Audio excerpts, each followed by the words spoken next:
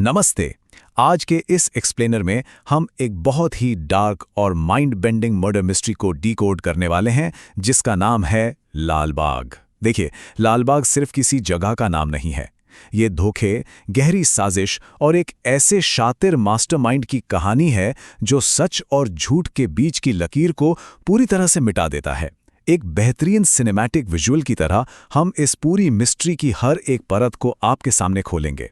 तो चलिए, बिना किसी देरी के सीधे इस रहस्य में डाइव करते हैं। अब जरा इस बात पर गौर कीजिए। सारा नाम की महिला की डायरी का एक पन्ना कहता है, मेरी जिंदगी एक गुलाब के बाग जैसी है, लेकिन कांटों के साथ। शुरुआत में सुनने पर यह बहुत ही मासूम सी बात लगती है ना? जैसे बस एक खुशहाल जिंदगी है और उसमें आने वाली कुछ छोटी मोटी परेशानियां। सारा, उसका पति टॉम और उनकी प्यारी सी बेटी एंजेला। बाहर से देखने पर ये एकदम परफेक्ट फैमिली लगती है, लेकिन आगे आप देखेंगे कि ये शांति असल में एक बहुत भयानक सिनेमैटिक तूफान से पहले का सन्नाटा है। तो चलिए सीधे उस रात पर आते हैं जिसने इस पूरी परफेक्ट फैमिली को ताश के पत्तों की तरह बिखेर कर रख दिया। बेटी एंजेला की बर्थडे पार्टी होती है और अगली ही सुबह एक परफेक्ट पिता और पति माने जाने वाले टॉम की अचानक मौत हो जाती है। पुलिस आती है, इन्वेस्टिगेशन शुरू होती है और एक बात बिल्कुल साफ हो जाती है कि बॉस, ये कोई नेचुरल डेथ नहीं है। अब सबसे बड़ा सवाल यही है, एक परफेक्ट परिवार, एक अचानक मौत, आखिर ये जहर किसने मिलाया? अब इस पूरे इंसिडेंट की टाइमलाइन को थोड़ा बारीकी से समझते हैं। पार्टी की रात को इमेजिन कीजिए। शाम 7 बजे तक पार्टी के ज्यादातर मेहमान घर जा चुके थे। रात 11 बजे जो उनका क्लोज फ्रेंड्स का सर्कल था वो भी घर से निकल जाता है और फिर सुबह 3 बजे से 5:15 बजे के बीच टॉम की मौत हो जाती है। मेडिकल रिपोर्ट में एक बहुत ही अजीब बात सामने आती है। टॉम का शरीर नीला पड़ चुका था। कोई इंटरनल ब्लीडिंग नहीं थी, लेकिन जहर शरीर में जाते ही उसके लिवर ने पूरी तरह से काम करना बंद कर दिया था। यह पूरा सीक्वेंस उस रात के सिनेमैटिक सस्पेंस को हमारे सामने लाके खड़ा कर देता है। तो अब जरा इंस्पेक्टर हेगड़े के इस मर्डर बोर्ड पर नजर डालते हैं। रात 11 बजे तक जो 7 लोग पार्टी में रुके थे ना, उनमें से हर एक के पास टॉम को मारने का एक बहुत सॉलिड मोटिव था। प्रिया, जिसका टॉम के साथ एक सीक्रेट अफेयर चल रहा था। वेंकी, जो टॉम का बॉस था और अगर टॉम मरता है तो शेयर मार्केट का सारा प्रॉफिट सीधा उसके हाथ में। तरुण, जो सारा को लेकर एक अजीब सा सीक्रेट ऑब्सेशन रखता था और जिसे टॉम ने बुरी तरह जलील किया था। और फिर नवीन, जिसे शायद अपनी पत्नी प्रिया और टॉम के अफेयर का शक हो गया था और वैसे भी काम को लेकर उन दोनों के बीच काफी अनबन थी। अब कहानी में एक नया मोड़ आता है, act 2, the diary and the distractions. यानी वो भटकाने वाले सुराग जिन्होंने पुलिस की पूरी जांच को ही पलट कर रख दिया। पुलिस जब घर की तलाशी ले रही होती है तो उन्हें डस्टबिन में एक बहुत ही high power mood stabilising drug का खाली पत्ता मिलता है और डाइनिंग टेबल पर मिलती है सारा की छिपी हुई डायरी।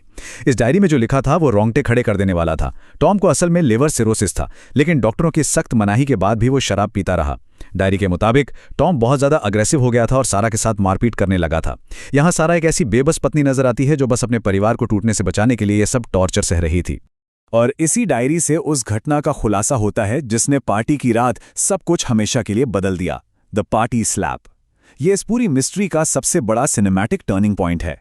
हुआ ये कि डॉक्टर की मनाही के बाद भी जब टॉम पार्टी में शराब पी रहा था तो सारा ने उसके हाथ से बोतल छीनने की कोशिश की और इसके जवाब में टॉम ने क्या किया, उसने गुस्से में आकर अपने सभी दोस्तों के सामने सारा को एक जोरदार थप्पड़ जड़ दिया।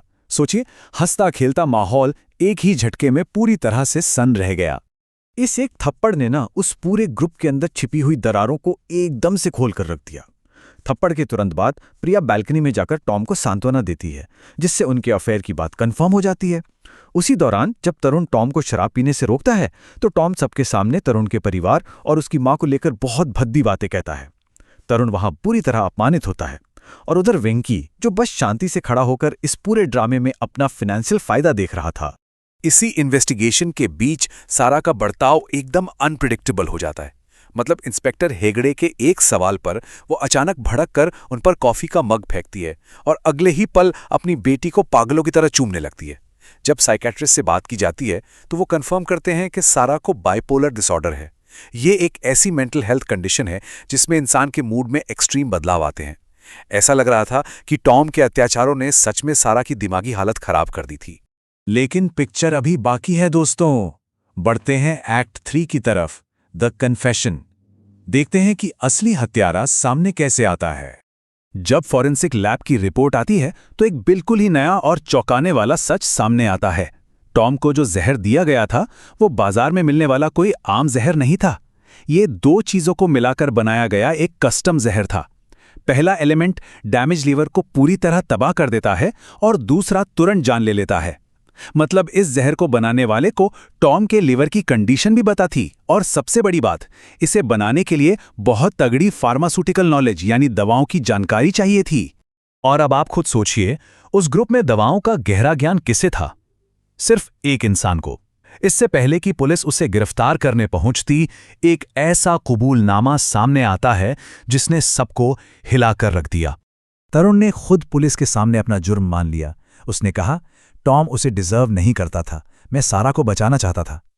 असल में तरुण अपनी खुद की मां का दुख सारा में देख रहा था, जिसे उसके पिता ने प्रताड़ित किया था। इसी ट्विस्टेड मसीहा कॉम्प्लेक्स के चलते तरुण ने अपनी फार्मा नॉलेज का इस्तेमाल करके वो जहर बनाया, और जब पार्टी की रात बाहर से टॉम का खाना आया तो तरुण ने चुपके से वो जहर टॉम के खाने में मिला दिया। इस गुत्थी को सुलझाने के लिए इंस्पेक्टर हेगड़े को बहुत शाबाशी मिलती है। तरुण को जेल हो जाती है और सारा अब आजाद है। अपनी पति की मौत का शोक मनाने के लिए पुलिस की फाइल बंद, केस क्लोज, राइट? बिल्कुल नहीं, असली कहानी तो अब शुरू होनी है। चलिए अब इस पूरी कहानी के सिनेमैटिक टेप को एकदम शुरुआत से रिवाइंड करते हैं। Act 4, the masterminds cut. Police की फाइलों के नीचे दबी वो खौफनाक सच्चाई जो आपके होश उड़ा देगी। अब जरा कहानी को पलट कर देखते हैं। सच्चाई और झूठ के बीच का ये शिफ्ट सच में माइंड बेंडिंग है। एक तरफ वो झूठी कहानी है जो पुलिस और दुनिया को परोसी गई कि सारा एक बेबस और हालातों की मारी हुई महिला थी, और दूसरी तरफ है असली सच्चाई कि सारा एक बेहद ठंडी, शातिर और कैलकुलेटिंग मास्टरमाइंड थी। जो कुछ भी पुलिस ने देखा वो सब कुछ एक बहुत ही सफाई से बुना गया जाल था। देखिए, टॉम की हत्या का असली मोटिव वो था ही नहीं जो डायरी में लिखा था। असली मोटिव कुछ और ही था। टॉम एक सीरियल चीटर था। जब सारा ने छुपकर टॉम का फोन देखा तो उसमें कई औरतों के साथ बहुत ही गंदे मैसेजेस थे, और जब सारा ने टॉम का सामना किया तो माफी मांगने के बजाय टॉम ने सारा को एक जिंदा लाश कहकर बेइज्जत किया। बस उसी पल सारा ने तय कर लिया था कि वो टॉम को अपनी और अपनी बेटी की जिंदगी से हमेशा के लिए इरेज कर देगी। और सबसे कमाल की बात यह है कि सारा ने किसी का खून अपने हाथों से नहीं किया। उसने हर एक मोहरे को अपनी जगह पे सेट किया। स्टेप 1, उसने बाइपोलर डिसऑर्डर का नाटक किया। स्टेप 2, भटकाने के लिए वो झूठी डायरी तैयार की। स्टेप 3, जानबूझकर टॉम को उकसाया ताकि वो उस पर हाथ उठाएं। और सबसे खतरनाक स्टेप, उसने तरुण के दिमाग से ऐसा खेल खेला कि तरुण खुद टॉम की हत्या करने के लिए मजबूर हो गया। सारा का ये जो पूरा एग्जीक्यूशन था ना, वो बिल्कुल फ्लॉलेस था। मतलब एक परफेक्ट सिनेमैटिक विजुअल की तरह उसने खुद हर एक चीज को डायरेक्ट किया था। उसने डॉक्टर को धोखा देने के लिए बाइपोलर के सिम्टम्स की नकल की, अपनी गर्दन पर खुद चोट के निशान बनाए ताकि तरुण को टॉम पर गुस्सा आए। पार्टी की रात जानबूझकर टॉम को उकसाया ताकि टॉम उसे थप्पड़ मारे और तरुण अपना आपा खो दे। और इंस्पेक्टर हेगड़े को भटकाने के लिए वो दवाओं का खाली पत्ता जानबूझकर डस्टबिन में ऐसी जगह रखा जहां पुलिस की नजर जरूर पड़े। और एंड में सारा की इस सोच पर गौर कीजिए, असली कहानी मेरे साथ ही खत्म हो जाएगी। ये सुनकर गूज़बम्स आते हैं ना? सारा को इस बात का सुकून था कि उसने एक परफेक्ट क्राइम कर लिया है। इस पूरी खौफनाक साजिश के पीछे उसका सिर्फ एक ही मकसद था, अपनी बेटी एंजेला की नज़रों में टॉम की एक अच्छे पिता वाली बेदाग छवि को हमेशा के लिए बचाए रखना। एंजेला कभी नहीं जान पाएगी कि उसका पिता कैसा इंसान था, और ना ही वो कभी जान पाएगी कि उसकी मां ने ही उसके पिता का मर्डर करवाया था। अब तरुण, जिसे मोहरा बनाया गया, उसकी पूरी जिंदगी बर्बाद हो चुकी है और वो जेल में सड़ रहा है। वहीं सारा, जो असली मास्टरमाइंड थी, वो आज पूरी तरह से आज़ाद है। सच और झूठ के इस सिनेमैटिक खेल में क्या सचमुच न्याय की जीत हुई? ये एक ऐसा सवाल है जो इस कहानी के खत्म होने के बाद भी आपको सोचने पे मजबूर कर देगा। इस एक्सप्लेनर में हमारे साथ जुड़ने के लिए आपका बहुत बहुत शुक्रिया।